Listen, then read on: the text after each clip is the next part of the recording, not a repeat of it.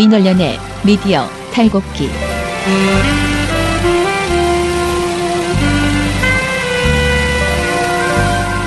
민원련의 미디어 탈곡기 136화 시작하겠습니다. 예, 저는 민원련의 김원경 사무처장이고요. 미디어 탈곡기의 이장입니다. 네, 저는 부녀회장 배나은 활동가입니다. 예, 뭔가 둘이 하니까 더 좀 처지는 것 같은데? 오늘 이정희 PD가 많이 웃어야 될 것 같습니다. 예, 오늘 저희 이봉우 활동가가 휴가를 내서요. 지금 둘이서만 진행을 하겠습니다. 저는 오늘 아침에도 뉴스공장에 다녀왔습니다. 어제 김어준 총수가 내일도 나와야 될 텐데 그건 아니야 뭐 이런 그 해프닝을 벌이고 혹시나 며칠 쉬지 않을까 이렇게 생각하였으나 아무튼 바로 오늘 나와달라고 해서요. 오늘 나갔는데 어제보다는 얘기를 조금 더 한 것 같습니다. 그리고 그런데 이제 민원연이 생각하는 대안은 무엇이냐라고 했는데 그걸 말할 시간이 없어서 그것은 또 다음에 또 나와야 되겠는데 그리고 끝났습니다. 자, 이거 말씀드리겠습니다. 여기까지만 얘기하고 조만간 또 모실 것 같아요. 네. 그러니까 네이버가 주장하는 만큼 명쾌하지 않다. 네. 실제. 그게 지난 대선관의 검증으로는 확인됐다. 네. 여기까지만 일단 말해놓고요. 또 있습니다. 저희가 관련 뉴스는 앞으로 다룰 것이. 네. 그리고 민정현 처장님도 더 나오실 것 같고. 여기까지 일단 하겠습니다. 민원연의 김원경 사무처장이었습니다. 감사합니다. 감사합니다. 그래도 저는 대안을 얘기하지 않아도 일단은 원래 저희가 얘기하려고 했던 문제점을 조금씩은 얘기를 했기 때문에 조금 시간을 벌어서 대안 얘기는 지금 사실 국정감사에서 굉장히 여러 번 지금 네이버가 거론이 되고 있어요. 그래서 이런 이야기들이 이제 다 마무리되면서 좀 우리가 그 대안을 아예 이렇게 말로 하는 게 아니고 뭔가 이렇게 정책 제안 같이 해서 네이버에 공식적으로 내야 되지 않을까 그렇게 생각이 들더라고요. 그래서 좀 정리해서 발표할 예정입니다. 또 무슨 일이 있었나요? 어제 저희 좋은 보도 시상식 있었고요. 어제 분위기 굉장히 좋았습니다. 그쵸? 다른 날에 비해서. 근데 사실 저희가 좋은 보도 시상식을 오시라고 엄청 홍보를 많이 했거든요. 이 저희 회원들에게 문자를 보내는 것만으로도 10만 원 돈이 들어요. 저희가 회원이 많다 보니 서울 지역, 수도권 지역 회원님들께 막 문자도 보내고 여러 가지 방식으로 아랑 카페에도 막 올리고 이렇게 했는데 실제로 그렇게 해서 들어오신 분은 어제 오신 분은 한 분도 없었던 것 같아요. 어떻게 홍보를 해야 이 좋은 보도를 만든 정말 좋은 기자, 그러니까 그 언론인들을 만나는 자리거든요. 저희끼리 보기엔 정말 아까운데 좀 많이 오셨으면 좋겠는데 좀 아쉬웠고요. 그렇지만 어제 저희 교육관이 거의 꽉 찼습니다. 그 이유는 상 받으시는 분들이 일단은 4팀이 되고 그 팀들을 또 축하해 주기 위해서 축하 사절단들이 왔기 때문에 어제 나름대로 굉장히 풍성했고요. 질문도 좀 더 적극적으로 많았던 것 같아요. 그리고 내용도 좋았고요. 예, 화기애애했습니다. 어땠어요? 좋았고 근데 이걸 홍보를 하려면 이렇게 해야 되지 않을까? 네네, 예. 얘기해 보세요. 기자들의 그 오프 더 레코드 발언들을 네. 이렇게 뭐 누구 기자에서 뿅뿅뿅뿅 막 이렇게 해서 자극적으로 낚시를 해야겠구나. 해서 그렇게 홍보를 해야 되지 않을까? 네. 저 어떻게 해야 될지 모르겠습니다. 예. 어떻게 아니야, 그것도 괜찮은 것 같아요. 그래서 지난달에 지금 말한 나왔던 것도. 그 오프 더 레코드 아무도 볼 수 없는 그거를 이런 발언에도 이렇게 딱 나왔다 이렇게 해서 네. 어제 저희 박서근 대표님은 SBS가 올해 상을 많이 받는 것 같다라고 하시면서 굉장히 좋은 변화다. 이제 너무 저희 그 좋은 보도 방송 보도가 거의 JTBC로 거의 1년 내내 도배를 하다시피 했잖아요. 주거나 안 주거나지 대안이 없는 수준이었어요. 그런데 이제는 SBS가 이제 지금 올해 2-3번 등장했거든요. 근데 이제 앞으로 더 잘 되지 않을까. SBS가 그 팀, 어제 오신 그 팀 이름도 짓겠다고 하신 어제 너무 재밌었어요. 그러니까 SBS 상 받으신 팀이 그 한겨레는 디스커버 팀이라고 정확하게 이제 탐사보도 팀의 이름이 있는데 여기는 이제 팀이 없고 무슨 부 누구 이렇게 계속 연락을 드려도 팀명을 네. 못 정하시는 거예요. 그래서 문자로도 이제는 주셔야 된다 막 이렇게 했더니 네. 우리가 민주적이라 결정을 계속 못 하고 있다. 이렇게 하셨습니다. 예, 재밌었어요. 그래서 어제 와서 우리도 팀 이름 짓겠다고 그렇게 얘기를 하셨는데요. 재미있는 얘기 많이 듣고 저는 그리고 어제 제가 봉우 씨처럼 많이 쓰는 편이 아니거든요. 근데 우리 미디어 벚국 병국 씨가 우리 민원연 회원이에요, 사실은. 그리고 그 친구가 그런 작업을 하려면 먹고 살아야 되잖아요. 근데 이제 이 1인 미디어라는 게 돈이 거의 안 들어옵니다. 그래서, 굉장히 고생하고 있어요. 알바하고 뭐 이렇게 해서 어찌저찌 살고 있고 저희가 이제 미디어 뻐국을 응원하는 사람들 이렇게 해가지고 민원연 회원들 오비들이 10,000원씩 막 이렇게 후원금을 보내주고 있어요. 근데 저도 이제 지금 한 2, 3년 전부터 이제 그렇게 같이 했는데 어제 그 친구가 앉아서 어찌됐든 민원연 상을 받는 것을 보니까 왠지 막 또 내 아들이 받는 것처럼 울컥해가지고 저는 혼자서 한 두세 번은 정말 병국이를 이렇게 보기만 해도 눈물이 나더라고요. 일단 우리가 그렇게 후원해주는 가치가 정말 충분히 있다. 그렇게 자기 자신을 활동가라고 1인 미디어가 아니고 나는 영상을 찍는 영상 활동가다라고 생각하고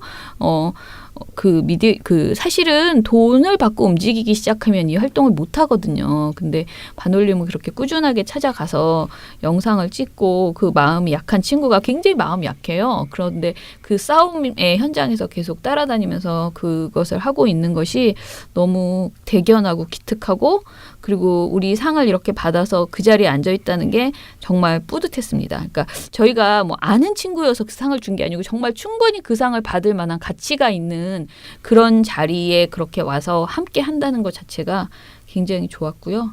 그리고 뭐 뉴스타파 그 PD님께서도 그렇게 사실 어제 제가 놀랬던 건 자신이 원정 관련된 관심을 가진 게 20년도 넘었다고 하시잖아요. 그러니까 그렇게 관심을 갖고 그 주제에 천착하기 때문에 이런 방송을 만들 수 있구나라는 생각이 들었어요. 그리고 앞으로 그분이 진짜 이 탈핵과 관련돼서는 뭐 완전히 끝을 내겠구나라는 기대감이 들어서요. 저는 어제 모든 그 네 팀이 다 야망이 보이는 그런 느낌 있잖아요. 네, 디스커버 팀도 계속 자꾸 네. 연말에 불러야 된다. 그렇죠. 강요하면서 한겨레 디스커버 팀은 지금 연말상을 연말상을 당연히 받을 수 있다라고 기대하시고 뭔가 지금 준비 중에 있고요. 네. 또 SBS도 이제 시작 정말 팀 이름조차 짓지 못한 이제 시작하는 팀이지만 정말 이 SBS의 변화와 더불어 뭔가를 보여주실 것 같고 JTBC 기자는 전화를 안 받았는데 자긴 받았다. 우리는 신뢰를 받는다 이런 그렇죠. 자부심 네. 이런 게 좀 너무 보기 좋았습니다. 그러니까요. 그래서 다 어제 보기 좋았습니다. 지금 이제 SBS가 이렇게 뭔가 그야말로 정상화 작업에 이제 착수해서 뭐 여러 가지 좋은 보도들이 나오기 시작하는데요. 언제쯤 우리 MBC와 KBS에서는 좋은 보도가 나올 수 있을까요? MBC 뉴스데스크에서 좋은 보도상.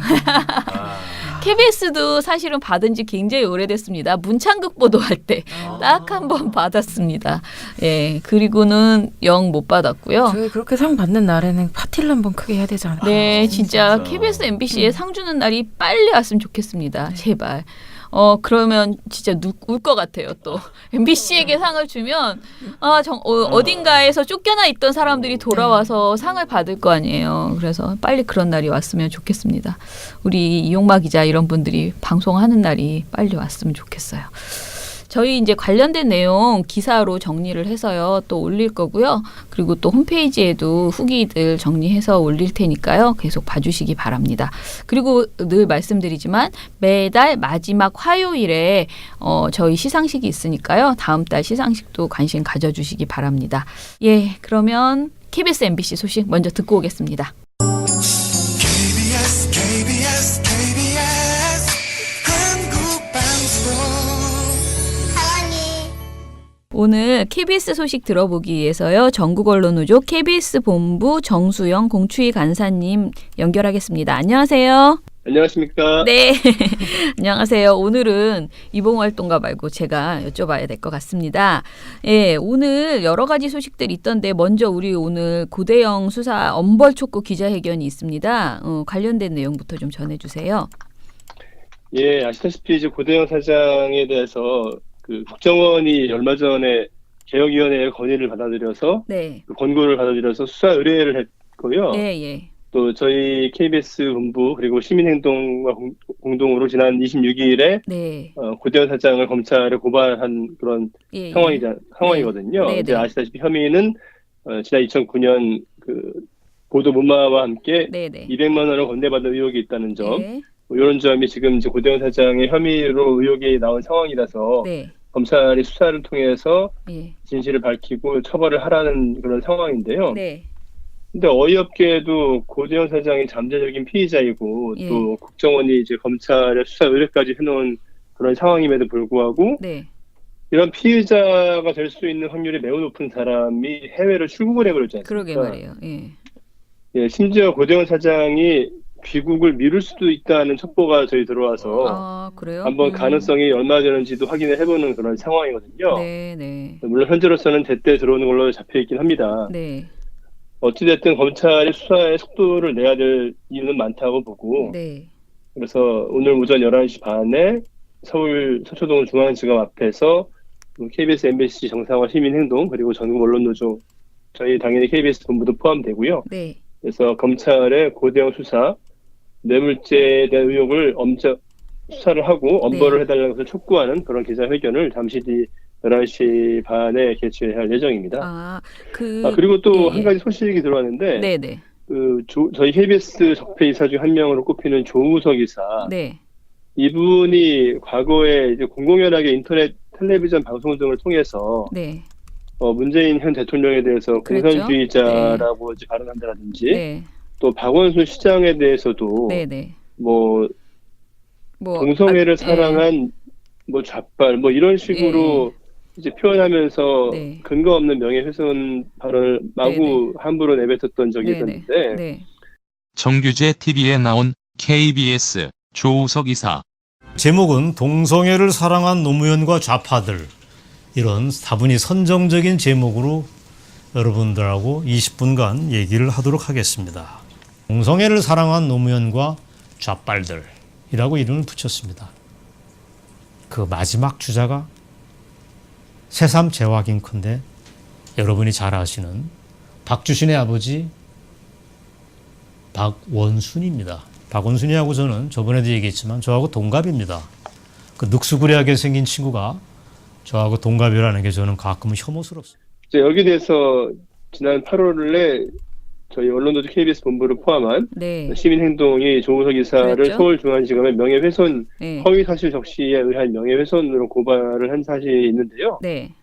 바로 오늘 검찰에서 연락이 왔습니다. 예. 고발인 조사를 받으러 와라. 아.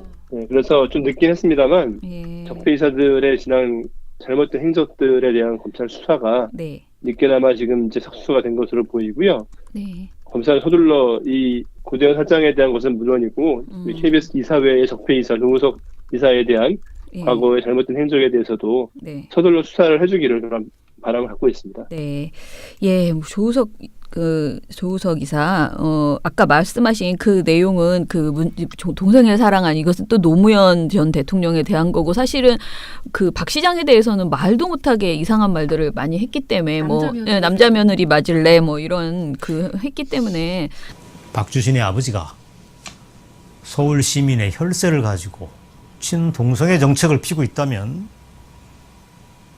그 아들내미도 아버지가 하는 거에 조금은 효도를 해야 되는 거 아닌가? 동성애가 그렇게 몸에 좋다면 박주신이도 아버지를 위해서 효도를 한번 하는 게 어떠냐 하는 제안입니다. 동성애 환자로, 동성애자로, 소수자로 직접 한번 몸으로 살아보길 저는 권유를 하겠습니다. 박주신의 결단의 문제가 아니고 그의 애비 박원순이가 자식한테 한번 권유해 보기를 바랍니다. 사실 저는 개인적으로는 박 시장님이 명예훼손으로 거셔야지 될 수준의 내용이다라고 생각하는데 이제 사실 이분이 한두 명한테 그런 게 아니고 이영희 선생님한테도 그렇고 백낙천 선생님한테도 그렇고 굉장히 많은 분들에게 이제 명예훼손을 했죠. 그래서 빨리 수사가 이루어졌으면 좋겠네요. 예, 다음 뉴스 편집자를 상대로도 비속어를 사용한 욕설을 하게 됐습니다. 맞아요. 예, 그랬죠. 대형 포털 나오면서 기사 배열한 유치찬란하고 쌈마이 기사를 보고 흥분하는 애들. 그걸로 프로그래밍 된 사람들을 저는 좌파 정서에 물든 애들이고 다음에 편집을 장난치는 불법인데 언론 위에 언론 역할을 하려고 하는 다음에 애들로 편집자가 어떤 새끼인지 모르겠지만 그 개놈의 새끼가 의 스승이 제가 정규제 TV 극강에서 쉐어버렸던 백낙청, 조정래 그리고 리영이들입니다. 이어서 그러면 고대영 사장 관련해서 퇴진을 요구하는 예능 PD들의 목소리가 있었다라고 하셨는데요. 뭐 이거는 뭐 예능 PD뿐만 아니고 거의 모든 분들이 있겠지만 소식 좀 전해주실래요? 예. 예, 뭐 마음은 다 같습니다만 특히 네. 이제 예능 PD들이 특히 화를 많이 냈던 것이 네. 고대영 사장이 마치 예능 프로그램 또 드라마는 정상적으로 방송이 되고 있다면서 네. 예능 프로그램들이 파행으로 방송되고 있음에도 불구하고 네. 이것이 마치 자신의 체제를 비호하는 수단인 것처럼 네. 그렇게 방패막이로 악용을 하고 있다는데 예능 PD들이 굉장히 격분을 했거든요. 예. 이제 뭐 해피투게더라든지 1박 2일 같은 이런 네. 대표적인 KBS 예능 프로그램들 네. 그동안 간부들 또 대체 인력으로 사실상 불법적인 소지가 많은 방식으로 네. 파업 중인 프로그램 PD들을 제친 채 이제 억지로 만들어서 간신히 떼어왔는데 네. 그것조차도 이제 한계에 이르렀고 네. 그래서 사실상 무기한 절방에 들어가서 네. 과거 프로그램들의 재편집분, 재방송분으로 파행 운영을 하고 있거든요. 네. 사실 이게 파업을 하는 과정에서는 어쩔 수 없는 일이긴 합니다만은 시청자들에게도 죄송스러운 일이고 네. 또 그 프로그램들을 어떻게 하면 좀 더 재밌게 좀 더 많은 시청자들이 봐주게 할 수 있을까라는 거를 끊임없이 고민하면서 자기 자식처럼 가꾸었던 예능 PD들의 입장에서는 이 하루하루가 고통스럽고 네. 상당히 견디기 힘든 그렇죠. 그런 일이거든요. 예. 그런데 그런 상황을 오히려 악용을 해서 마치 정상적으로 방송이 되고 있다는 식으로 고대영 사장이 말을 하니 예능 PD들이 얼마나 억장이 무너졌겠습니까 그렇죠. 하는 것은 네. 누구나 짐작할 만한데요. 네. 근데 그럼에도 불구하고 예능 PD들은 KBS가 공영방송 정체성을 회복할 때까지 예. 업무에 복귀하지 않을 것이다 예. 라고 선언을 했고 다시 한번 선언을 했고 네. 그 이유는 다른 것이 아니고 네. 공영방송의 위상이 떨어진 것이 비단 보도의 영역에만 영향을 미치는 것이 아니더라. 예. 그렇죠. 이 훼손된 채널 이미지로 인해서 네. KBS 예능의 새로운 시도들은 네. 태생부터 평가절하되고 있다. 네.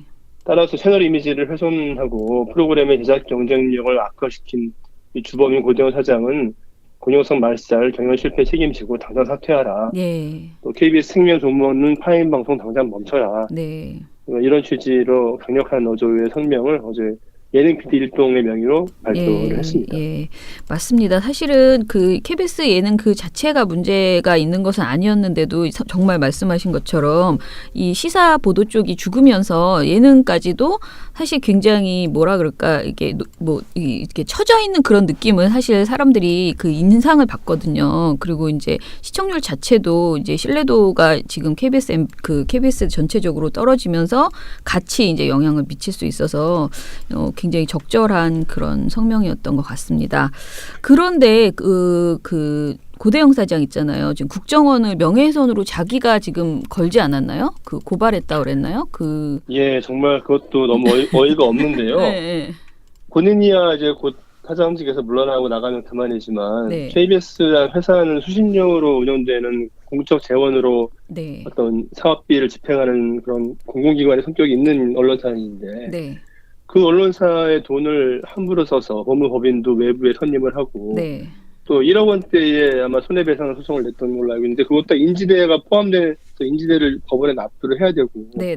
그 모든 것들이 많은 비용이 소모되는 거거든요. 물론 이제 개인이 자유죠. 소송을 내는 것은 민주주의 개인 사회에서 돈으로 해야 아무리 되는 거 아니에요? 자기가 200만 원 받아먹고 지금 자기 그 명예훼손이잖아요. 근데 그렇습니다. 억울한 점이 있어가지고 소송을 내는 것은 개인의 자유인데 네. 그 소송의 원고가 왜 고대영 사장이 아니라 KBS라는 거죠. 예. 진짜 그러니까 이제 예. KBS라는 명의로 고대영 사장이란 개인의 비위 의혹에 대한 소송을 대신 수행하는 것은 이것은 범죄라고 보는 거죠, 저희는. 네. 그렇죠. 개인 비리를 비호할 목적으로 KBS라는 공적기구가 존재하지 않지 않습니까? 네. 어떻게 고대영 사장 개인의 어떤 문제들이 KBS라고 하는 국민이 주인의 언론사의 문제로 동일시될 수 있냔 말이죠. 그래서 고대영 사장의 개인 비리 의혹을 비호하기 위해서 법무실이 최근에 2차례나 동원됐는데 네. 하나는 이제 민주당 도청 의혹에 대해서 기자협회 진상조사단이 네. 발표한 진상 보고서에 대해서도 예. 손해배상 소송을 법무실, KBS 법무실에 제기를 했었고요. 네, 네, 네. 또 아시다시피 국정원 200만 원 수수 의혹에 대해서도 예. KBS 법무실이 고대영 사장을 대신해서 소송을 제기했고 심지어는 외부의 법무법인까지 고가에 선임을 해서 이렇게 했는데 네. 이것은 명백히 그 KBS가 소송 당사자가 될 수 없는 사건입니다. 그렇죠. 예. 고대영 개인이 저지른 일이거든요. 예, 예. 그러면은 회사는 이런 식으로 그 회사의 돈을 사용해서 네. 그 개인의 범죄 의혹에 대한 소송을 대리하는 것은 이건 배임입니다. 그렇죠. 그래서 예. 저희는 이렇게 공적 재원, 국민들을 위한 방송을 하는데 쓰라고 내주신 수신료를 가지고 네.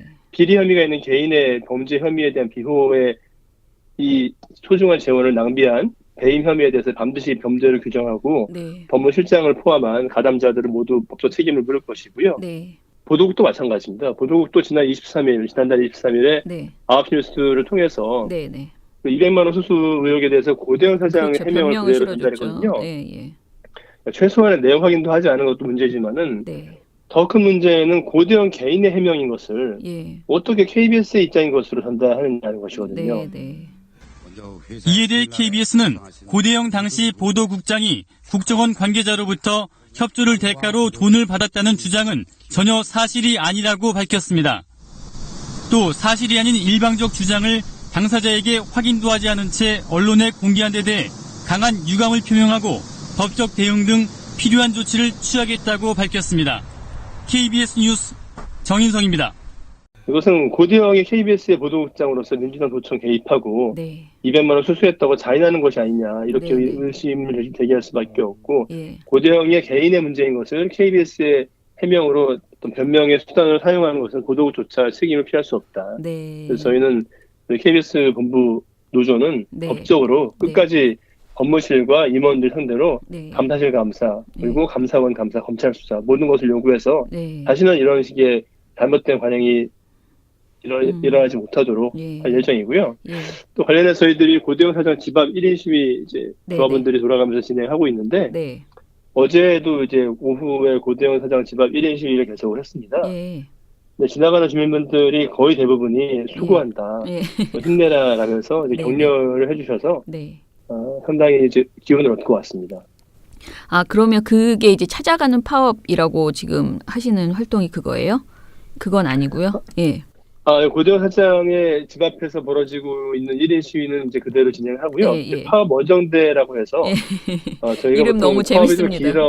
예. 파업이 이제 길어지면 보통 이런 걸 합니다. 지난 2010년 파업과 2012년 파업 때도 이제 이런 걸 했었는데요. 예.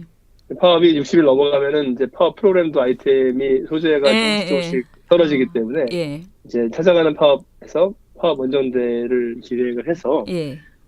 지역 지부에도 저희 언론노조 KBS 본부의 조합원들이 계십니다. 네. 이분들이 사실 거리상의 어려움 때문에 서울에서 본사에서 열리고 있는 집회나 파업 행사에 참여하기가 어렵거든요. 네.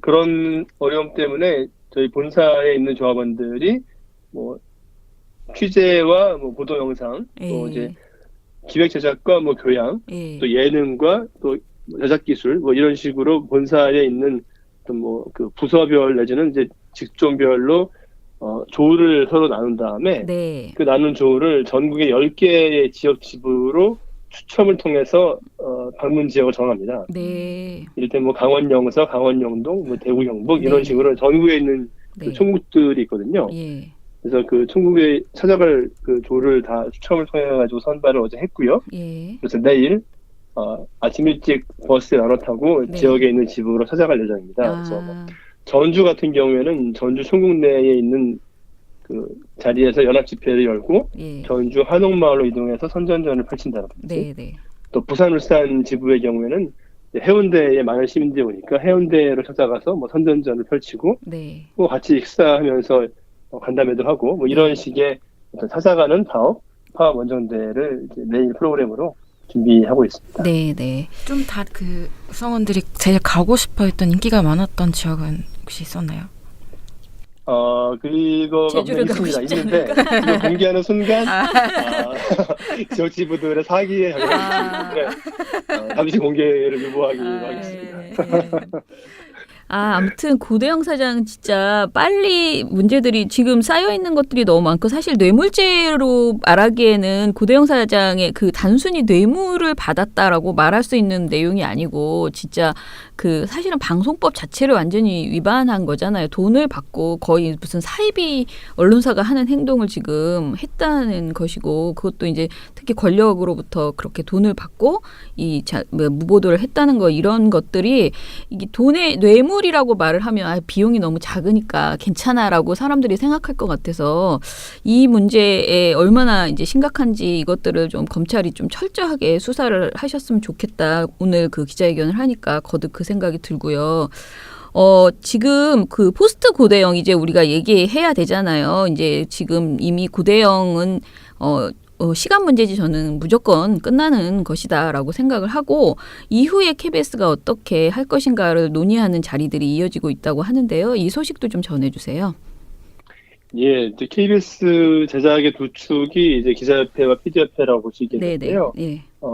이제까지의 9년간의 KBS 방송을 장악의 시간 동안 망가진 그 폐해를 극복을 하고 네. 어떻게 하면은 국민들이 시청자들이 더 감동을 느끼고 더 수익료를 낸 주인으로서 보람을 느낄 수 있도록 한 방송을 만들까 이제 이런 점들에 대한 고민을 사실 미리 하고 있습니다. 네. 고대영 체제가 끝난다는 거에 대해서는 다들 이제 의심하지 않기 때문에요. 네. 끝났을 때 갑자기 떨어지면은 준비를 하는데도 시간이 오래 걸리니까 미리 준비를 하자 해서 기자협회도 그렇고 PD협회도 그렇고 여러 가지 고민과 뭐 일종의 계획을 짜고 있습니다. 근데 PD협회의 경우에는 이제 포스트 고대영 대토론회를 1, 2, 3, 3차례에 걸쳐서 했는데 어제가 이제 두 번째 포스트 고대영 대토론회 자리였고요. 그래서 어제 자리에서는 이제 프로그램 협찬 그리고 KBS의 공영성이라는 주제로 100여 명의 PD협회원들이 참여를 했고 또 시사, 교양, 편성, 예능, 드라마, 스포츠 전 장르의 PD들이 각각 발제를 했습니다.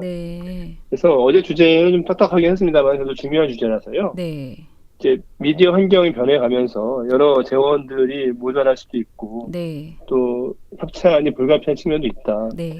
또 하나는 협찬의 유치액을 25% 정도를 회사가 일괄적으로 가져가 버리는 이런 불합리한 관행. 그래서 협찬을 받아와도 제작비가 현실화가 안 되는 이런 어려움, 이런 점들이 있다. 또 이제 10수년 동안 물가 상승률조차도 반영하지 않고 제작비가 제자리에 머물러 있는 어려움들.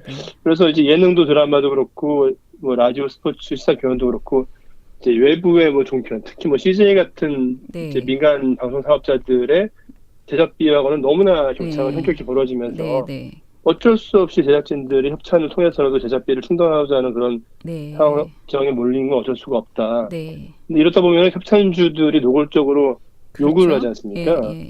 그래서 제작자율성이 침해를 받는 경우도 많고 또 역으로 그다지 매력이 없는 콘텐츠임에도 불구하고 협찬이라는 이유로 어쩔 수 없이 방송되는 경우도 있고 이런 문제들에 대해서 다 허심탄회하게 공유를 했고요. 그래서 앞으로는 어떻게 해결할 것인가 협찬에 따른 업무의 부담과 제작자율성 대립에 대해서 어떻게 풀 것인가 그리고 협찬을 받아와서 딴 제작비를 어떻게 쓸 것인가에 대해서도 자율성이 필요한데 이것이 여러 가지 이유로 제작자율성이 제약받는 현실 뭐 이런 문제들에 대한 공유가 이루어졌고 그래서 앞으로 어떻게 해결할 것인가에 대해서 좀 더 논의를 해야 되겠다. 이런 문제 제기들을 공유하는 자리라고 결론을 냈습니다. 사실은 지금 말씀하신 것뿐만 아니고 지금 사실은 뭐 KBS, MBC 공이 외주 제작사 관련해서 지금 이제 독립 PD들은 또 여러 가지 뭐 아직까지도 이제 뭐 문제점 많이 지적하고 있거든요. 그래서 앞으로 KBS가 이제 정상화되는 과정에서 이미 지금 충분히 지금 말씀하신 여러 가지 문제점들이 있고 그것에 대해서 대안을 좀 공영적으로 공공성 있게 내놓는 그런 작업이 필요할 것 같고요. 그렇게 뭔가를 제대로 하려면 또 돈이 필요하기 때문에 제대로 된 방송을 담보하는 것으로 또 수수료 인상도 저는 고려할 수 있다. 그러니까 그것을 설득해낼 수 있다라고 저는 생각을 합니다. 그러니까 KBS가 진짜 저희가 계속 말하지만 제대로 된 그 공영방송을 만들어 준다면 그리고 그것에 대해서 정확한 비전을 제시해 주면 저는 뭐 국민들이 그런 부분까지도 생각할 수 있다라고 생각이 듭니다. 아무튼 잘 됐으면 좋겠습니다. 빨리 그죠? 우리가 빨리 KBS 정상화부터 이루어내야지 되는 상황인 것 같네요.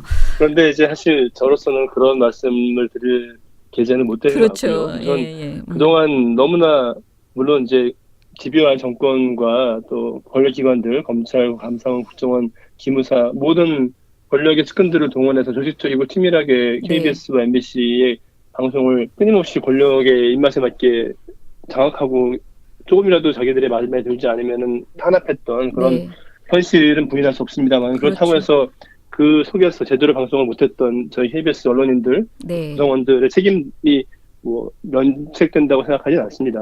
지금이라도 파업을 통해서 물론 그동안에도 파업을 안 한 건 아닙니다만은 조금이라도 이제 그 지난날의 어떤 부끄러운 모습을 조금이라도 씻어보고자 하는 노력을 먼저 국민들께 잘 보여드려서 맞아요. 그 어떤 노력에 대한 인정을 받고 또 그렇게 해서 고대영 체제라고 상징되는 이 적폐를 해소한 다음에 뭔가 국민들 시청자들 보시기에 KBS가 우리가 수신료를 낸 값어치를 한다. 이 정도라면 우리가 수신료를 더 낼 수도 있겠다라는 것을 스스로 느끼실 만큼의 방송을 보여드린 다음에야 그런 말씀을 꺼낼 수 있지 않을까 생각하고요. 우선은 이 빨리 MBC가 지금 저희보다 훌쩍 앞서 나가 있는데 MBC를 따라잡기 위해서 최대한 더 빨리 싸우고 빨리 끝낼 수 있도록 노력하겠습니다.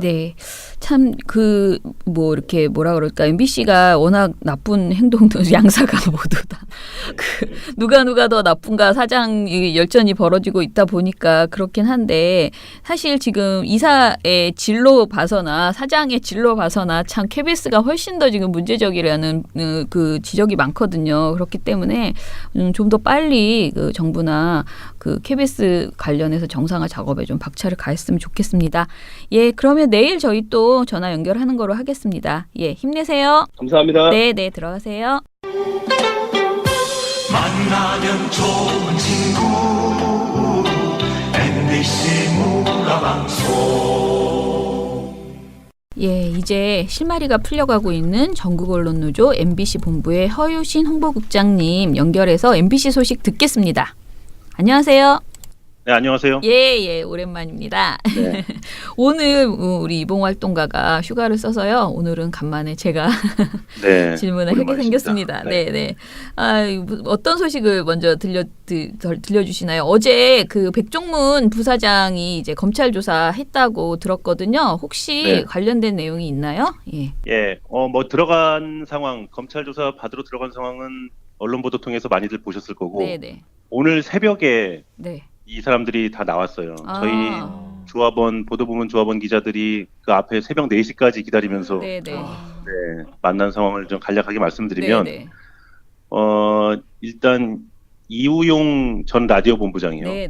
이분이 이제 그 라디오 본부장 재직하면서 김미화, 윤도현 씨 등 출연자, 블랙리스트 출연자 퇴출시킨 분인데 당시 피해자들한테 사과할 생각 없냐, MBC 라디오 정말 넘버원이던 MBC 라디오 망친 잘못 없냐라고 아무리 저희가 물어봐도 계속 도망 다녔습니다. 그냥 택시를 불러놨는데 새벽 이분은 12시 반쯤 나왔어요. 택시를 불렀는데 택시가 도착을 안 해서인지 밖으로 빠져나가지도 못하고 계속 그 검찰청 문 앞에서 쫓겨다니면서 질문을 받았는데 한마디도 못했습니다. 결국에는 다행스럽게 택시가 한 10여 분간 실랑이를 벌이다가 도착을 해서 그냥 돌아갔는데 참 뒷모습이 씁쓸했습니다.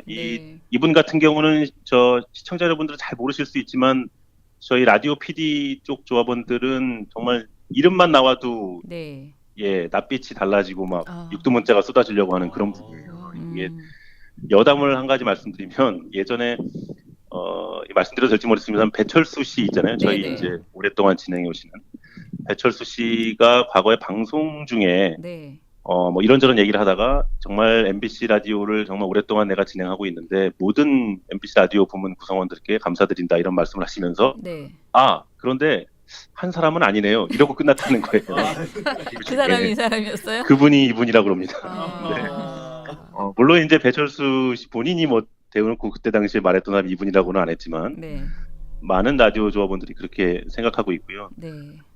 그래서 이분이 이제 12시 반 넘어서 오늘 새벽에 들어갔고 2시쯤에 또 한 사람 나왔습니다. 새벽 2시에 네. 김우룡 전 이사장, 네. 박문진 이사장이요. 네. 그 김재철 사장이 조인트 맞고 나왔다 청와대에서. 네, 그리고 네. 좌파 80%를 척결했다. 이런 네. 망언을 언론에 하셨던 이분인데 이분 역시 뭐 별 말씀 없이 돌아가셨고요. 네.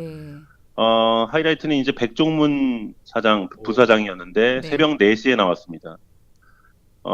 최승호, 박성재 이게 국정원 의도로 다른 거냐? 네, 뭐 네. 그때 당시에 그 녹취록 당시에 그 극우 매체 관계자도 국정원 지시로 만났냐? 뭐 네. 정말 한 수십 가지 질문을 했는데 네. 여기에서도 한 마디도 못했습니다. 사과할 생각이 없냐고 하는데도 끝끝내 입을 안 열었어요. 네. 그러니까 사실 이제 이쯤 되면요, 이분이 뭐 유감스럽게 생각한다, 미안하다고까지는 아니어도 네. 최소한 이 정도 한마디는 나올 법도 한데요, 이제 와서는. 네. 근데 정말 한마디도 안 하고 어제 낮에 들어갈 때만 해도 MBC는 뭐 외부의 지시로 움직이는 조직이 아니다. 네. 네, 국정원의 MBC 장악 문건이란 건 듣도 보도 못했다. 이렇게 당당하게 기자들 앞에서 밝히고 들어가셨거든요. 국정원 문건은 관해서는 저희는 본 적도 없고 들은 적도 없습니다. 국정원 직원 만난 적은 있으세요? 문화방송에서는요, 그 어떤 외부의 사람한테 지시받고 움직이지 않습니다. 박성재, 최승호 이유 없이 해고했다고 하셨잖아요. 그건 어디까지 진실입니까? 부당징계 전복은 어떻게 이루어지게 된 것인지. 위에서 조사 순순하게 얘기하고. 부당징계 없었다고 보세요? 네. 부당징계 없으셨습니까? 국정원이랑 아니 지금까지 없었습니까? 법원에서 숱하게 부당징계라고 하지 않았습니까? 그거 왜 그러시는 거예요? 네. 나올 때는 모르겠습니다. 안에서 뭐 어떤 과정이 있었는지 모르겠습니다만 아주 초췌한 모습으로 굳은 표정으로 결국 돌아갔는데 오늘 아침에 저희 조합원들하고 이제 이런 상황들을 집회에서 공유를 했는데 다들 또 역시나 허탈해 하더라고요. 이게 정말 사과 한마디 하기가 이렇게 어려운지 여기까지 와서 저분들은 참 할 말이 없습니다. 더 이상 이제 앞으로도 뭐 이 MBC를 우리 망친 전현직 임원들에 대한 소환 조사 또 경우에 따라서는 뭐 구속영장 청구도 지금 될 거라는 전망도 나오는데 일부에 대해서 또 계속 상황 들어오는 대로 말씀드리겠습니다. 예. 그 박문진에서 이제 오늘 아니죠. 내일인가요? 회의가? 박문진 이사회가? 네. 고영주 불신인안이 지금 이제 처리가 될 수 있는 거 아닌가요? 이번 회의에서 어떤가요? 네, 고영주 이사장을 박문진에서 불신임하는 겁니다. 이제 해임을 할 권한까지는 그렇죠. 없고요. 네. 이사장직에서 이제 끌어내리는 건데 네. 처리는 이제 내일 박문진 새로 이제 9명이 다 갖춰졌으니까 내일 정식 이사회에서 불신임안을 처리해서 이사장직에서 끌어내릴 지금 계획이고요. 네. 이렇게 되면 이제 고영주 이사장은 상근이 아니라 비상근으로 네. 근무를 해야 되는 거죠. 박문진 이사로. 네, 그렇죠. 이제 다른 이사와 똑같이. 예. 네, 그렇습니다. 그래서 내일 근데 이제 그 이사회에서는 아마 고영주 이사장을 박문진 이사에서 해임해달라고 방송통신위원회에 요구하는 그 건의안, 해임 건의안도 같이 처리가 될 거예요. 네. 그래서 이제 두 가지가 되는 거죠. 이사장에서 끌어내리고 방통위에 이사 해임을 촉구하는 건의안도 같이 통과가 될 것 같습니다. 네, 그렇군요. 김장겸 사장 해임하는 그것도 오늘 내는 거 아니에요? 제가 기사에서는요, 11월 1일에 MBC 사장 해임 건의안이 제출되지 않을까라는, 빠르면 오늘 제출되지 않을까라는 기사가 나오더라고요. 네, 아마 김장겸 해임안도 말씀드리려고 했는데, 오늘 제출이 될 거고요. 네. 근데 이제 이게 모르겠습니다. 뭐 아마 일주일에서 열흘 정도 그 어떤 안건이 제출되면은 처리까지 그 정도의 그 유예 기간을 가져야 되는데 뭐 반드시 그런 건 아닙니다. 바로 처리할 수도 있는데 과연 이게 오늘 김 사장에 대한 해임안이 제출된다고 해서 내일 처리될 수 있을지는 조금 희박해 보이고요. 바로 내일 하기에는 정치적 부담도 있고 여러 가지로. 다만 이제 그래서 다음 주 월요일쯤에 6일에 임시이사회를 소집해서 처리할 수도 있지 않을까. 어제 뭐 언론을 보니까 유기철 그 이사가 박문진 유기철 이사가 6일에도 할 수 있다라는 말씀은 하시더라고요. 그런 걸로 볼 때 뭐 처리가 될 가능성도 있지만 아직은 뭐 확답하게 장담하기는 어려운 상황입니다.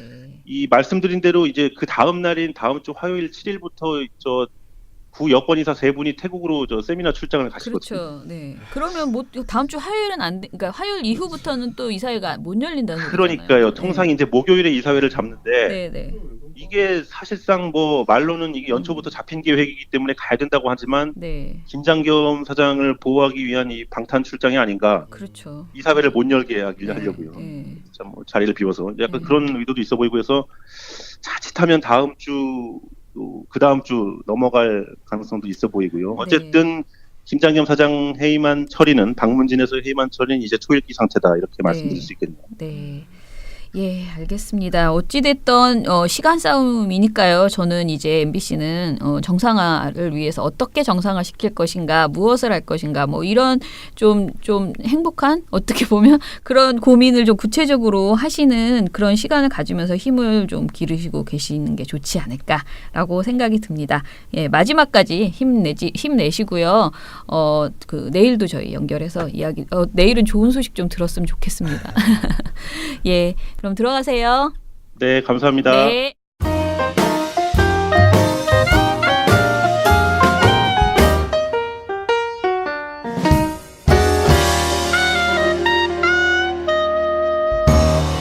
돌마고 팟캐. 예. MBC 방문진 이사회가 앞으로 진짜 기대가 됩니다.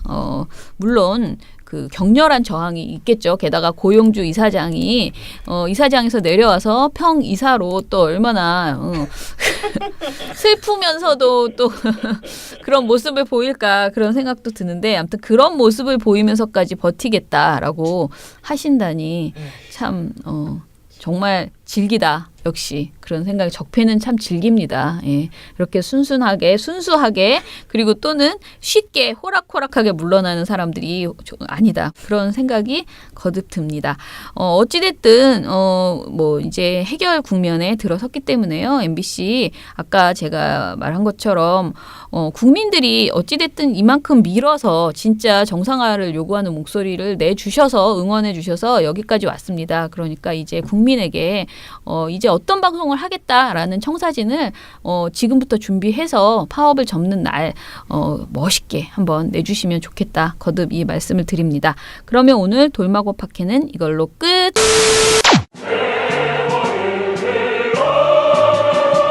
적폐 청산 가운데 가장 중요한 분야 중에 하나가 저는 언론 적폐라고 생각합니다.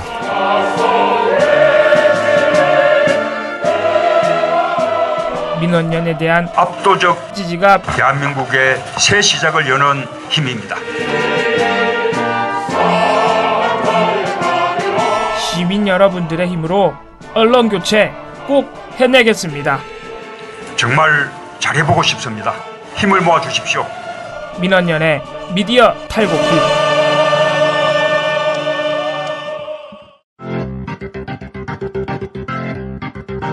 방송 요새 참 사건 사고가 많죠. 그것도 엽기적인 사건 사고들이. 근데 이거 관련된 보도들에서도 문제 보도들이 계속 속출하고 있습니다. 요번에 이제 언급을 할 문제 보도를 촉발시킨 그 사건을 말씀드려야 될 것 같은데요. 얼마 전에 NC소프트 윤송희 사장의 부친을 살해한 혐의로 이제 허모 씨가 구속이 됐습니다. 근데 이분이 체포된 이후로 계속 묵비권을 행사하고 있다고 해요. 그래서 이분이 왜 대체 구체적으로 무슨 이유 때문에 살해를 하게 된 것인지가 아직까지도 밝혀지지 않았습니다. 다만 지금 경기 양평경찰서에서 조사를 계속하고 있는데요. 허 씨가 범행 일주일 전에 용인 지역 그 고급 주택가를 계속 이렇게 답사를 했고 범행 나흘 전에는 휴대전화로 가스통, 고급 빌라 이런 단어를 검색을 했다고 합니다. 그리고 범행 직후에는 살인, 사건, 사고 등의 단어를 검색했다고 해요. 그리고 또 하나는 허 씨가 앞서 경찰 조사에서 사채로 내가 매달 한 200만 원에서 300만 원의 이자를 냈다라는 진술을 했고 아무래도 좀 부유층을 상대로 한 계획 범죄가 아닌가 좀 강도를 하려고 했던 게 아닌가라는 추정에 힘이 실리고 있는데요. 아직은 알 수 없는 것이죠. 이분이 직접 아직 입을 열지 않았기 때문에 경찰은 가능성을 다 열어두고 수사를 하겠다라는 입장입니다. 근데 여기에서 중요한 건 뭐냐. 아까 말씀드렸듯이 이 살해당하신 분이 NC소프트 윤송희 사장의 부친이에요. 그래서 좀 약간 다소 특수한 신분이 있기 때문에 처음에는 혹시 게임과 관련해서 원한이 좀 생겨서 그렇게 범행을 저지른 게 아니냐라는 추정이 좀 나왔었어요. 근데 경찰이 이거에 대해서 좀 확인을 해보려고 이분의 이력 같은 것들, 그러니까 통신 이력 이런 것들을 다 확인을 해봤는데 NC소프트 그 대표 게임에 리니지를 했고 또 아이템 거래를 한 건 사실이에요. 하지만 그 거래 내역이 지난해 9월 이후로는 발견이 되지 않았다고 합니다. 그래서 그리고 또 하나는 허 씨가 윤송희 씨도 아니고 윤송희 씨 부친과 개인적으로 안면이 있지 않는데 이거를 그런 어떤 원한 관계로 인한 사례로 볼 수 있을까 좀 의문이 든다는 게 좀 경찰 쪽의 입장이고 가능성은 낮다가 공식 입장입니다. 강력범죄가 나면 혐의자가 어떤 게임을 하거나 그러면 그 게임에 대해서 막 너무 폭력적이다 이런 보도들이 많이 나오잖아요. 근데 그런 보도는 사실 많이 나오진 않았어요. 거의 인터넷 매체를 포함해서 많이 나오지 않았는데 유독 한 매체가 여기에 좀 집착하는 모습을 보였습니다. 어디였을까요? PD님 혹시? 게임? 네, 게임. 게임 때문에 살인했다? 뭐 그런 거보다는 이 살인사건과 게임의 연관성을 계속 엮어서 보도를 집착적으로 하는 곳이 있습니다. TV조선. 네, 채널의 A였습니다. 맞출 거라는 찍어서 보여줘야 되는데 맞출 거란 기대를 전혀 하지 않았고요. 전혀 맞추기 어렵다. 근데 너무 관관성이 없잖아요. 전 기분에 MBN이 그랬을 것 같은 좀 그렇죠. 느낌이. 근데 MBN 되게 멀쩡한 보도 내놨어요. 이것과 관련해서. 채널A 보도를 먼저 좀 살펴봐야 될 것 같은데요. 29일 날 경찰이 발표를 하기 29일 전날인 29일 날인데 채널A가 오늘 구속 계획범죄 가능성 수사라는 보도를 내놓습니다. 근데 이 보도는 앵커멘트부터가 NC소프트 윤송희 사장의 부친 살해 피의자가 오늘 구속됐습니다. 그런데 피의자 허모 씨가 NC소프트가 만든 온라인 게임에 쓰이는 고가의 아이템을 구입하려 했던 정황이 확인됐습니다. 김남준 기자가 보도합니다. 라면서 이 게임과의 연관성을 굉장히 주요하게 언급을 하고 있습니다. 그리고 이 보도는 좀 특징이 보도 내내 화면 배경의 게임 플레이 장면이나 게임 아이템 거래하는 그 홈페이지 있죠. 그 카페 거기에 화면을 계속 부각해서 띄워놔요. 또 기자도 리포트에서 온라인 게임 아이템 거래 사이트입니다. 라고 하면서 어쩌고저쩌고 얘기를 하면서 지난해 9월 NC소프트의 리니지 게임에 쓰이는 아이템을 사겠다며 만날 장소와 연락처가 적혀 있습니다. 그런데 여기 적힌 휴대전화 번호는 NC소프트 윤송희 사장의 부친 살해 피의자 허모 씨의 것과 일치합니다. 이 아이템은 거래 가격이 수백만 원에 이릅니다. 막 이런 멘트를 막 쏟아냅니다. 그리고 나서 보도는 경찰이 허 씨가 고가의 아이템을 사려한 점이 이번 사건과 연관이 있는지 수사 중이고 게임 접속 내용을 파악하려고 한다. 그런 발언들을 이렇게 소개를 하고 있는데요. 경찰은 이렇게 해도 되죠. 경찰은 이렇게 하는 게 당연하죠, 사실. 근데 기자는 이미 뭔가 게임 때문인 것 같다는데 마음이 너무 기울었어. 그렇죠. 네, 마음은 이미 결정됐어. 게임 때문이야. NC소프트는 괜히 안 좋은 일을 당했는데 게다가 회사 계속 이름이 계속 오고 가고 하는 상황인데 자, 그런데 29일까지는 이런 보도를 저는 그렇게까지 문제라고 할 수 없다. 그런 느낌이 들 수 있지. 또 그런 직감이 또 중요할 때가 있으니까. 근데 문제는 다음 날에도 채널A가 이런 보도를 냈다는 점에 있어요. 30일이면 어떤 상황이냐. 경찰이 그 통신 내역 조회를 해봤더니 거래 내역이 너무 옛날이고 관련이 없다고 발표를 한 상황이에요. 근데 30일 날 채널A가 내놓은 보도 제목이 온라인 게임 때문에 사채? 입니다. 아니 물음표만 집어넣으면 다 되나? 아무거나. 거의 면죄부를 우리도 앞으로 모든 제목에 물음표를 집어넣을까? 저도 아무거나 우겨놓고. 물음표 집어넣으려면 온라인 게임 때문에 이렇게 해야지. 아니 그러니까 무슨 연관성이 정확하게 드러났을 때 이런 제목을 뽑아야죠. 아니면 정말 막 의심되는 정황이 있거나 너무 상황이 그렇다거나 하면은 이렇게 할 수 있는데 경찰도 아니라고 했고 그렇다고 기자가 별도의 어떤 증거 자료가 있어서 그걸 가지고 합리적 의심을 하는 것도 아니고 그냥 이렇게 쓰는 거예요. 보도 내용은 전날보다 더 심합니다. 일단 앵커가 이번 사건은 빚독촉에 시달려온 피의자 허 씨가 돈을 노리고 한 것일 수 있습니다. 특히 이 허 씨를 보니까 고가의 온라인 게임의 아이템을 구매하려 한 정황이 드러났습니다. 그런데 이 온라인 게임, 이 피해자의 딸과 사위가 이끄는 회사입니다. 이민영 기자입니다. 그러니까 여기에서도 이미 기자는 답을 내고 있어요. 이것 때문에 허 씨가 빚이 생겼고 그래서 격분해서 죽인 것일 것이다 라는 느낌이 이미 있잖아요. 기자도 이게 이민영 기자 리포트인데 기자도 NC소프트의 간판 게임 리니지는 사냥과 전투를 통해 캐릭터를 육성하는 온라인 게임입니다. 캐릭터 레벨을 높이려면 무기나 갑옷 같은 아이템이 필요한데 희귀 아이템은 사용자들 사이에서 보통 현금으로 거래합니다. 집행검이라는 무기 아이템은 매매가가 1,000만 원이 넘습니다. 라고 하면서 아이템 거래 중개업자 관계자까지 만납니다. 네. 게임상에서 만나 교환을 통해 아이템을 줍니다. 출금할 수 있습니다. 현금으로 출금할 수 있습니다. 뭐 이런 발언들이요. 지금 상황에서는 사실상 아무 의미 없는 발언들인데 굳이 이 사람까지 만나서 얘기를 하고요. 뒤에도 여기서 끝나지 않아요. 뒤에도 희귀 아이템을 가진 캐릭터는 최대 수천만 원씩 받고 통째로 넘기는 일도 있습니다. 계속 돈 얘기를 합니다. 계속. 돈과 돈. 네, 돈 얘기를 하고 그 다음에 뭐라고까지 하냐면 피해자 허씨도 수백만 원대 무기 아이템을 사려 했고 자신의 리니지 캐릭터 계정을 팔려한 걸로 파악됐습니다. 이 과정에서 채무가 늘어났을 가능성도 있습니다. 라고 얘기를 합니다. 하지만 이런 추정에 대한 어떤 합리적인 근거는 아무것도 없어요. 네. 새로운 거 나오지 않았고 이미 여태까지 나왔던 의심도 일부분 부식이 됐는데 계속 이런 의심을 가지고 있다. 그러면은 이런 의심을 가진 이유에 대해서 몇 가지 추정을 할 수 있죠. 첫 번째, 기자가 경찰도 모르는 뭔가 핵심 정보를 갖고 있다. 네. 리니지와 연관이 있다는 핵심 정보를 갖고 있다. 그러면 하지만 그 공개는 못하고 나는 이미 다 알아서 이렇게 계속 쓰는 거야. 두 번째, 전날 아이템을 냈는데 업기가 귀찮아. 이거 인터뷰도 다 땄는데 이거를 다 지워버리고 새로운 아이템 발전하기가 귀찮으니까 일단 간다. 그거 약간 가능성 있다. 너무 아까워. 그리고 전날 좀 해놨는데 너무 아까워. 아니면 두 개 다 그렇게 되면 기사를 안 써야지. 아니면 기자가 게임에 좀 악감정이 있어. 온라인 게임이 너무 혐오스러워. 어떻게 사람들이 저런 걸 할 수 있지? 그런 어떤 분노가 가슴속에 늘 있었던 거죠. 이 세 가지가 아니고서는 이해가 되지 않는다. 이 보도는. 아니면 고도의 그 리니지 PPL 아닐까요? 아니 이게 왜 PPL이 됩니까? 리니지는 PPL을 할 필요가 없는 게임이에요. 좀 아시겠지만 난 몰라. 리니지는 그런 급의 게임이 아니에요. 근데 돈거래를 할 수 있어 돈을 벌 수. 아니 그런 게임 아닙니다. 저 다시 한번 말씀드리지만 이런 이딴 PPL 할 필요 없는 게임입니다. 네. 네. 그래서 이거는 아무리 봐도 좀 의심스럽다. 이해가 안 된다. 그러면 혹시 다른 방송사들의 보도는 어땠을까 살펴봤는데요. 자, 아까 PD님이 좀 의심했던 MBN 이런 방송사들 굉장히 괜찮은 보도를 내놨어요. 부유층 주거지 답사라는 보도를 내놨는데 이 보도 안에는 이런 멘트가 아예 들어갑니다. 윤송희 사장의 회사 NC소프트의 게임 아이템을 거래한 내용은 지난해 9월 이후 발견되지 않아 이와 관련된 범행 가능성은 낮아 보인다고 경찰은 설명했습니다.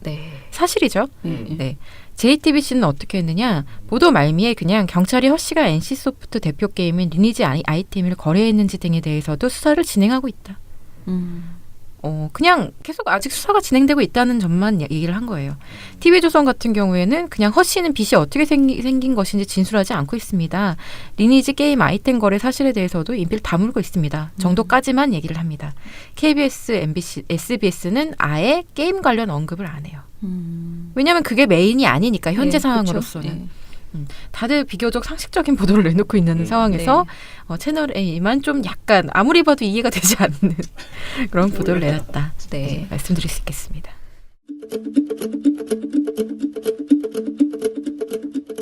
신문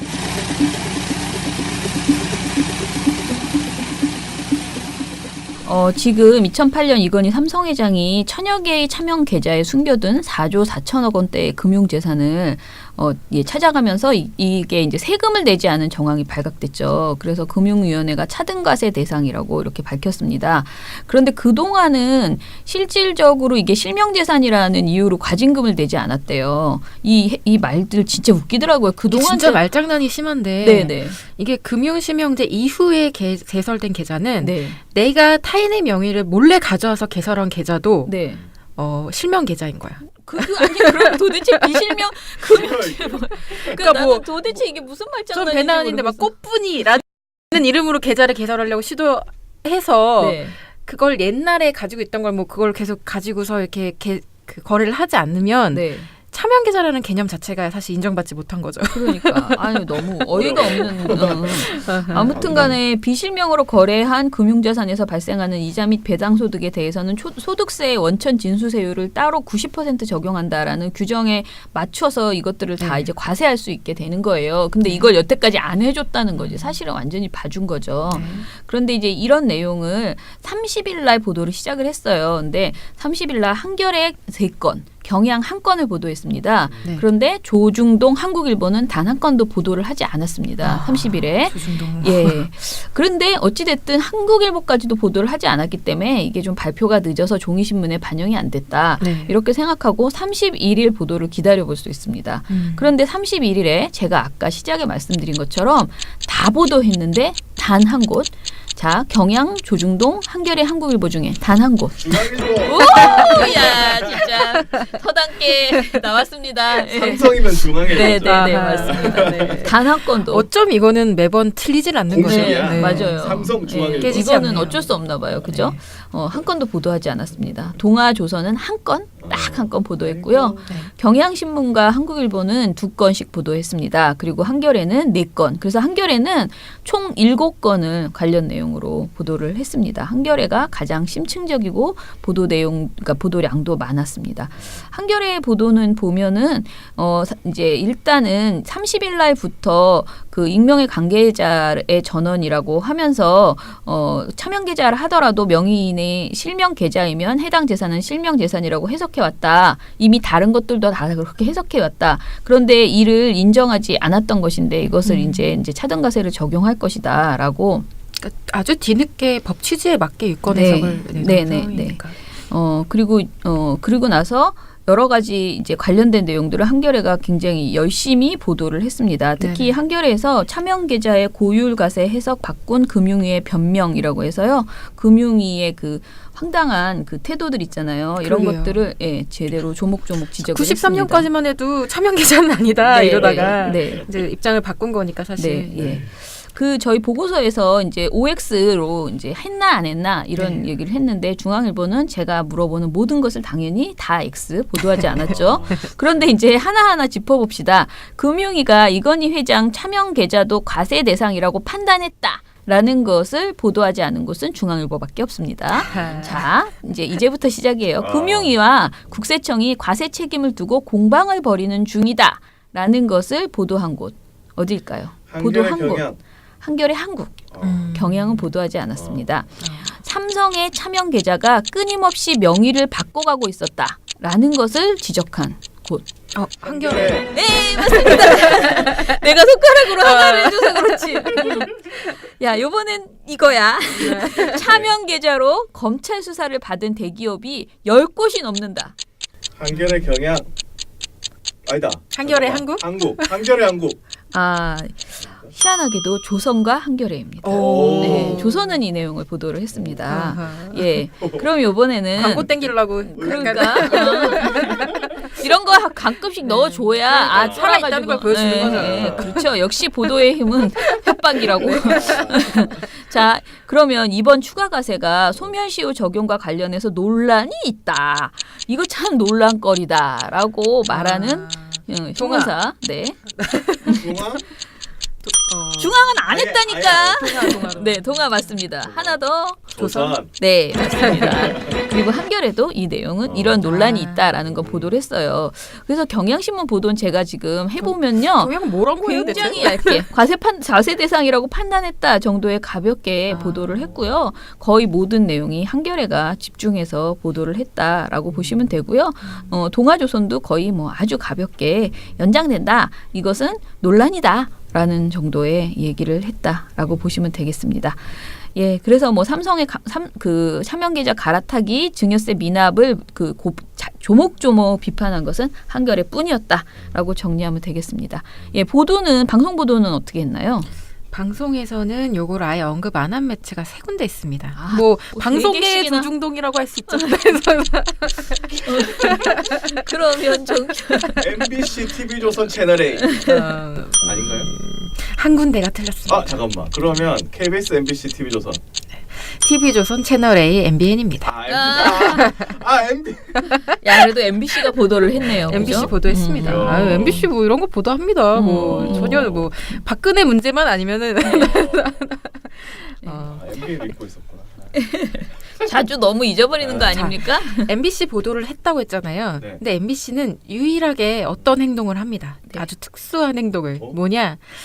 삼성의 한 관계자의 입장을 네. 보도 말미에 붙여놓는데요. 네. 이 회장이 차명 계좌는 실명 확인을 받은 실명 계좌이고 네. 양도세와 증여세 등의 세금을 모두 납부했으며 네. 남은 돈을 사회에 환원하겠다는 방침엔 변함이 없다라고 네. 밝혔습니다. 라는 익명의 삼성 관계자의 입장을 방송을 내놓은 네. 이 매체 중에는 유일하게 붙여놓았고요. 네. 그럼 JTBC는 어떻게 보도했나 좀 궁금하잖아요. 네, 예. 보도 말미에 뭐라고 해놓냐면은 삼성전자 측은 이와 관련해 아무런 공식 입장도 내놓지 않았습니다. 라고만 해놓고 있습니다. 그렇죠. 자, 이거 관련해서 사실 제대로 된 보도를 내놓은 건 SBS예요. 전날 네. 단독을 했고 네. 이 다음 날에는 아예 민주당이 제2의 삼성 특검을 요구하고 있다는 것까지도 이날 얘기를 했습니다. 네. 네네. 그리고 사실 이날 기업과 관련한 이슈가 하나 더 있었죠. 네. 신동빈, 네. 그러게. 롯데그룹 회장한테 네. 징역 10년, 네. 10년이 구형이 됐고, 신동주, 뭐 이런, 뭐 신영자, 그리고 사실 그 신총괄회장하고 사실혼 관계에 있는 서미경 씨, 뭐 이런 분들한테 다 상당히 높은 징역이 구형이 됐다라는 상황이었는데요. 관련 보도를 내놓지 않은 매체가 또 세 군데 있습니다. TV조선 채널의 MBN? 저 맞출 때 제 눈이 반짝반짝해. 아니, 좀 너무 쉽게 가려고 하시는 것 같은데요. 이건 그냥 맞출 수 없을 것이라고 예상되기 때문에 바로 말씀드리겠습니다. KBS, SBS, 채널A입니다. 자, 공통점이 있죠. 채널A는 두 개 다 보도를 안 하고 있습니다. 네. 그리고 MBC는 이 사안을 단신 처리를 하는데요. 배우 김주혁 씨가 사실 사망을 했잖아요. 네, 네. 그래서 관련 보도들을 이렇게 체크를 하다가 보도 순서를 살펴봤는데 JTBC 같은 경우에는 김주혁 씨 관련 보도를 4건을 냈고 이것들을 12번째, 13번째, 28번째, 29번째로 보도를 했는데요. 네, 네, 네.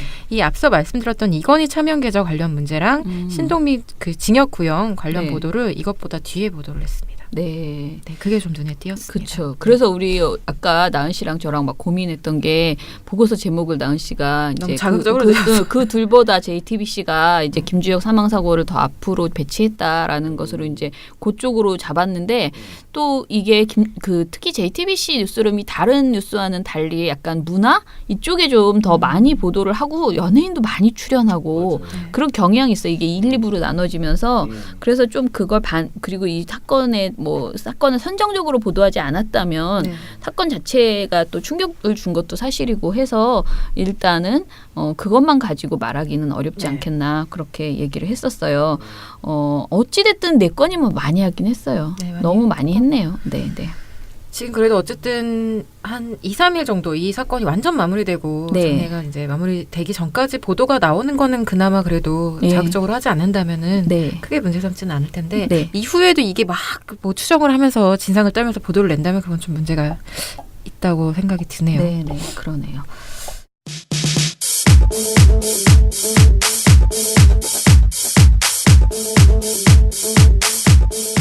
호의가 계속되면 그게 권리인 줄 알아요. 그런 언론을 늘 경계하고 감시합니다. 민원연의 미디어 탈곡기.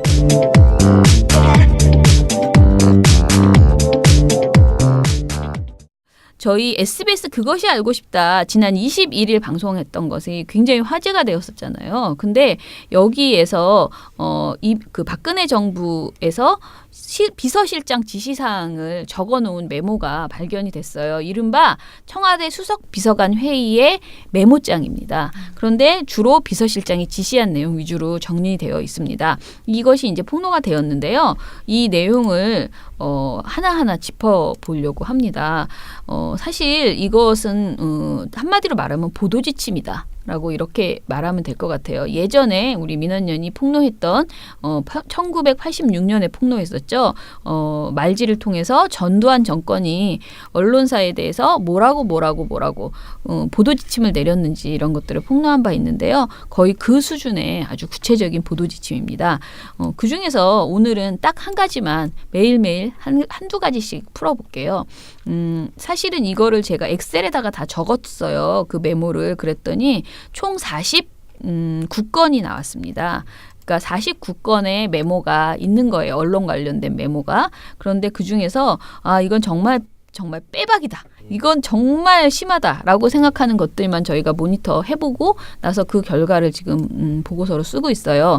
첫 번째로 이건 방송에도 나왔는데요.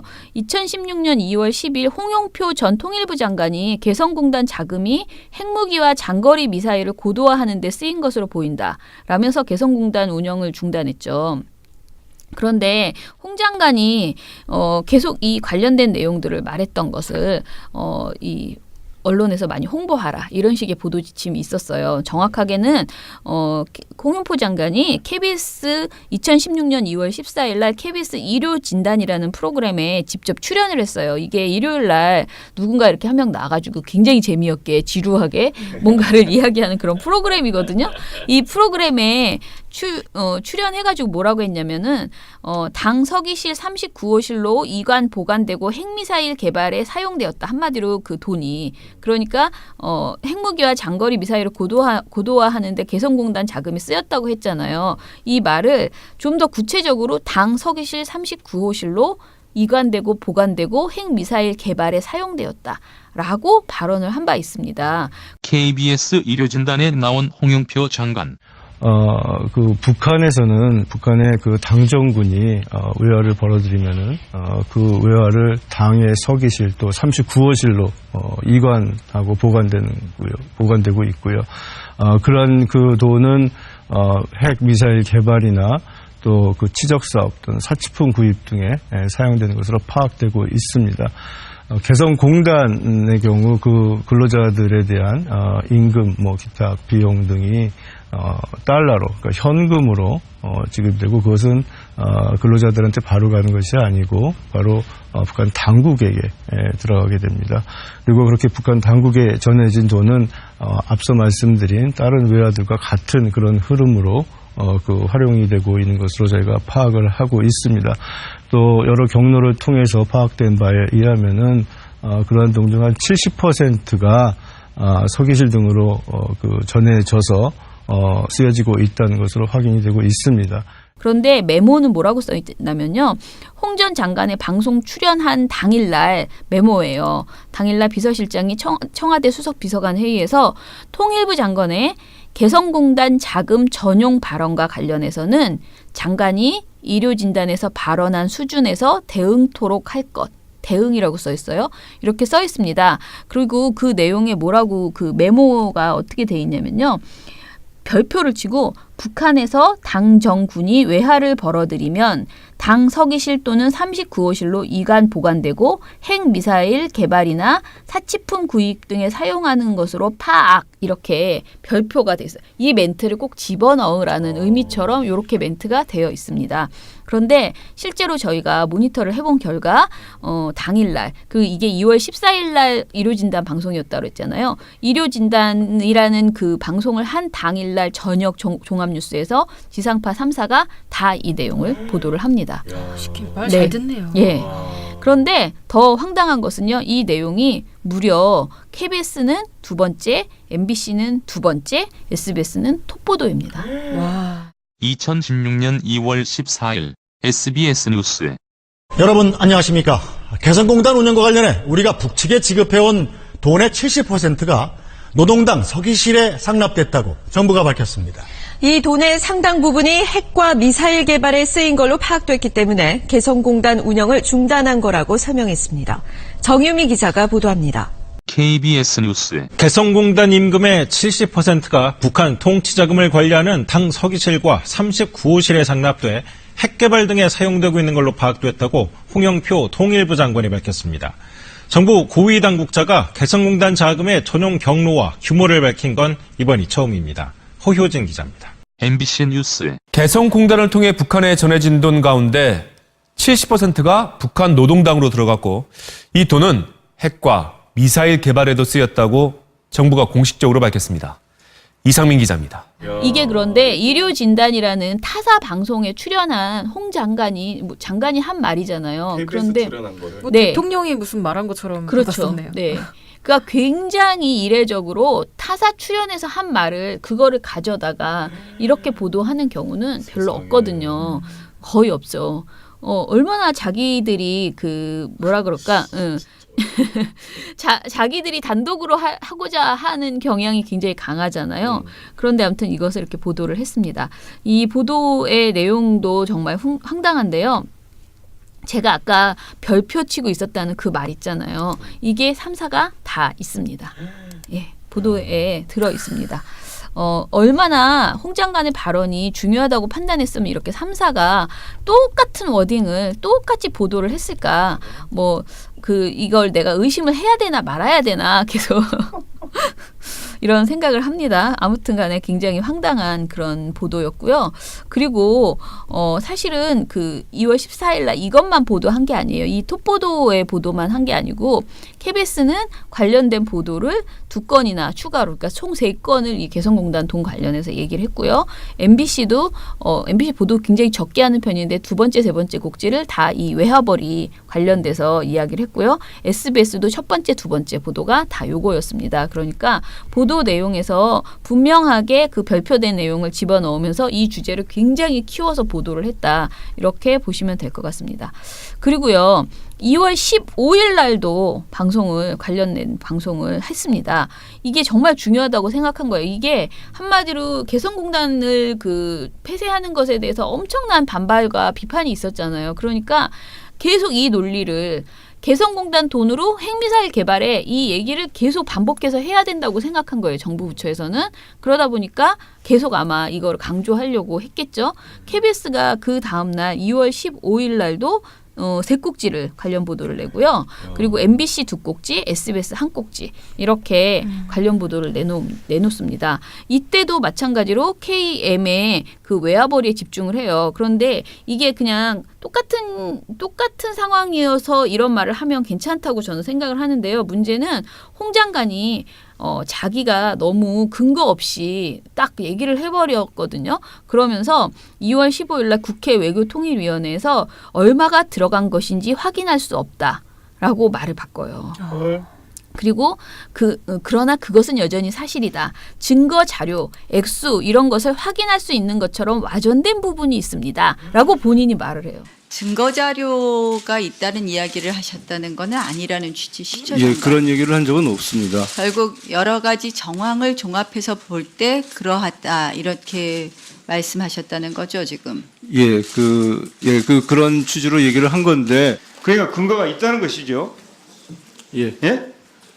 근거가 있다. 그럼 근거를 대셔야지. 그러니까 지금도 확증이 있다고 얘기한 거 아니야? 금방 저한테 그렇게 말씀하셨죠? 아니요. 그러니까 확증이 없기 때문에 아니, 저 확증은 없는 상태에서 우려만 있었고 제가 확증이 있다는 말씀은 드린 적이 없고요.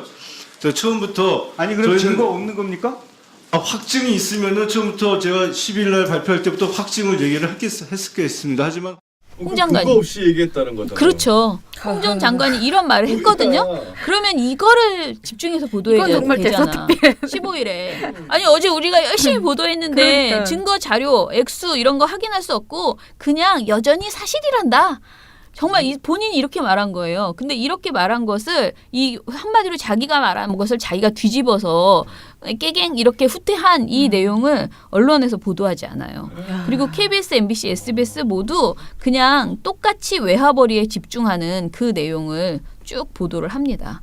그래서 오히려 KBS 같은 경우에는 북한 외화벌이가 얼마 돈이 든다 하면서 이 돈의 90% 가량이 북한의 통치 자금으로 유입돼 핵 미사일 개발 등에 쓰인다는 게 정보 당국의 추정입니다라고 보도를 합니다. 이제 정말 여기서 정확한 게 하나도 없어. 90% 가량 유입돼서 그 통치 자금으로 유입된다는 말은 할 수 있겠지만 이게 핵미사일 개발 등에 쓰인다는, 그러니까 빠져나갈 구멍이 너무 많습니다. 그리고 정보당국의 주장도 아니고 추정이라고 이렇게 보도를 합니다. 그래서 전체적으로 봤을 때 진짜 이때 당시에 엄청나게 절박했구나라는 것을 정확하게 느낄 수 있고요. 사실 저는 이 전체 이 보도 지침, 이번 그 박근혜 정부의 그 이병기 비서실장의 보도 지침에 실현되는 모양새를 다 모니터했을 때 이 사건이 제일 충격적이었어요. 그러니까 타사에서 방송한 아침에, 그것도 며칠 지나서도 아니고 아침 의료진단에 출연한 것을 그날 저녁에 다 이렇게 거의 톱에 가깝게 보도를 두세 꼭지씩 하고, 그 다음날 그 말이 뒤집혔음에도 불구하고 그것을 전혀 무시하고 그 계속 외화벌이에 치중하고 있다라면서 그 돈이 미사일 개발에 유입됐다라고 우기는 이런 보도를, 그러니까 정말 그랬으면 그거 보도해야죠. 그런데 지금 근거가 정확하지 않다는 거잖아요. 그런데도 이거를 이렇게 우기면서 보도를 했던 이런 사례가 있었습니다. 이건 사실 개성공단 그 폐쇄는 너무나 정부가 무모하게 진짜 근거도 없이 이게 질러놓고 그야말로 질러버린 거거든요. 박근혜 정부가. 이성과 상식이 있는 언론이라면 이걸 비판해야겠죠. 그렇죠. 그리고 홍 장관 이 발언이 특히 번복됐을 때는 그러니까 처음부터 근거를 제시하라고 요구를 계속 했어야 되고요. 특히 번복됐을 때만이라도 제대로 그걸 짚고 이걸 좀 자중해야 되는데, 사실 KBS 같은 경우에는 우리가 여러 번 지적을 했지만 이 개성공단 문제에 있어서는 청와대는 안 시켜도 제가 보기에는 선수로 뛰는 사람들이어가지고요. 뭐 때문에 그런지 모르지만 아무튼 너무너무 열심히 개성공단 관련돼서 이 북한 얘기만 나오면은 그 눈이 뒤집어져서 정말 보도하던 곳이어서요. 사실 이 보도를 했던 그 기자분들을 보면요. 지금 파업에 동참하고 있는 분들이 많아요. 근데 이것을 정말 시켰다는 것 자체를 모르셨을 것 같아요. 이게 오다가. 왜냐하면 이게 그냥 중요하다라고 장관이 말을 했으니까. 그런데 아무튼 이런 지시가 청와대로부터 있었고 이것이 실제로 방송에서 이렇게 구현됐었다라는 것을 거듭 볼 수 있었습니다. 지금 이런 식으로요. 매일매일 조금씩 박근혜 우리는 보도지침이라고 말하겠습니다. 박근혜 보도지침이 어떻게 실현되었는지, 그리고 어떤 보도지침이 있었는지를 짚어보는 내용을 생각날 때마다 하나씩 풀어드리도록 하겠습니다. 예, 오늘은 봉우 씨가 없기 때문에 종편은 안 하고요. 보고서를 2개나 줬습니다. 그런데 이것을 제가 풀면 너무 아깝기 때문에 봉우 씨의 천천히 아무 때나 푸시라고 킵해두겠습니다. 그러면 오늘 민원연 미디어 탈곡기는 이것으로 마치고요. 내일은 좀 더 성의 있게 재미있는 내용으로 찾아오겠습니다. 민원연의 미디어 탈곡기는 내일도 열심히 털어드리겠습니다. 탈탈탈. 안녕.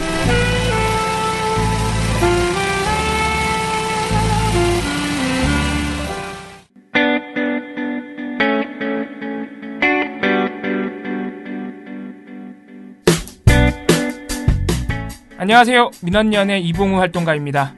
우리나라에서 언론의 문제는 민주주의의 문제입니다. 독재와 부패 기득권을 대변하는 언론들은 아직도 살아있습니다.